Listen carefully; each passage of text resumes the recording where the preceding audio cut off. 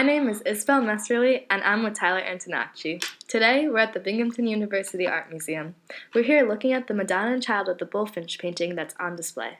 Yeah, this is a 15th century painting, which is a tempera on wood piece of about 2 by 3 feet. The artist of this painting's name is actually unknown, but he was called the Master of Marradi. The Master of Marradi was best known for his work on the Church of San Lorenzo. While there are not many examples of his art, this church in Marradi is home to some of this artwork, which is how he acquired his title.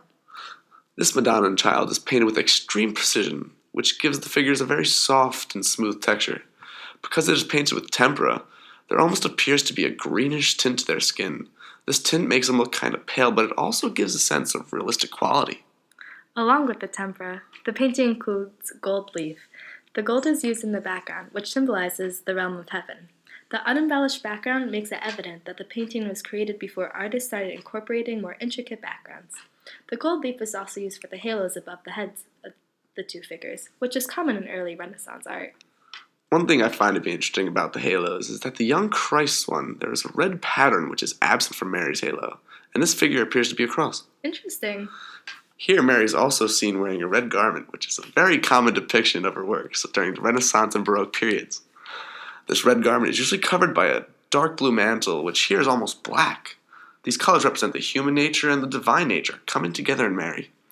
Another compelling feature of this painting is a symbol on Mary's shoulder. The small detail seems to allude to the Star of Bethlehem. The infant Jesus appears to be wrapped in a transparent cloth. The same material is gently draped over Mary's head as she looks down over Christ. Following the themes of similar works at the time, Christ is shown to be in the nude. He is, and his body here is contorted to be turned towards Mary. But in order to accomplish this, the artist had to foreshorten his torso and legs, which unfortunately wasn't executed perfectly. This leaves us with a somewhat unproportional body figure. While common in other Renaissance Madonna and Child paintings, the infant Jesus is not breastfeeding in this particular depiction, although it is possible that he could be reaching to do so with his left hand. Now notice, in his other hand, Christ holds a thin string that leads up to a bullfinch perched upon the beam above. Christ gazes up to the bird as if it were his own. The bullfinch gives the image a subtle playfulness that partly alleviates the solemnity of the rest of this painting.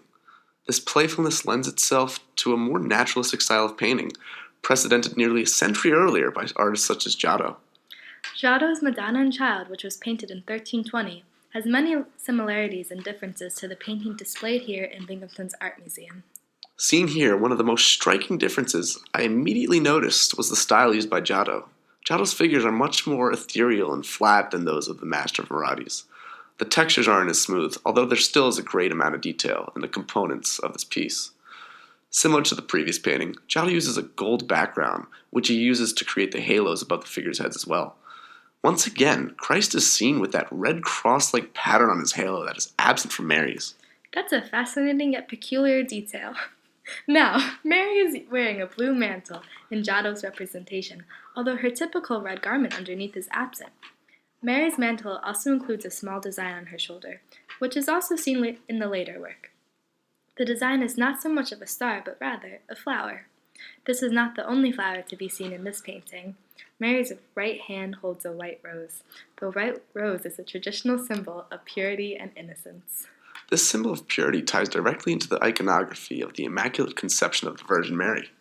In the painting, Christ is reaching for this flower with his right hand while tightly holding Mary's finger with his left.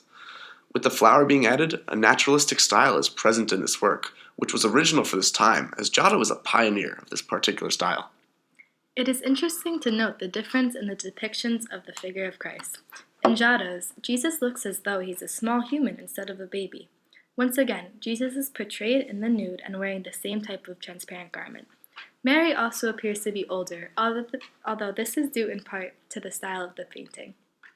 Giotto's painting encompasses a more Byzantine style with elongated faces and a gold background. While Giotto's piece may hold more of a Byzantine style, the Madonna and Child of the Bullfinch by the Master of Marradi captures a true essence of the High Renaissance, and it sure is a beautiful work of art. It truly is.